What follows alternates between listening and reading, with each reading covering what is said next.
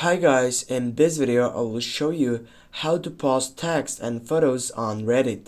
Firstly, get up into your application, then tap right down on your plus icon on the third selection, click on it, and then you can find out all these options. Go for my profile, and then here you're gonna be able to add text. For example, here, hi world, and then as you can see you have that image option or photo in our society. Go allow, then find out that photo which is related into your interest. For example, this one. Go next, go add, go next again, post it, and you need to wait to get up to this process.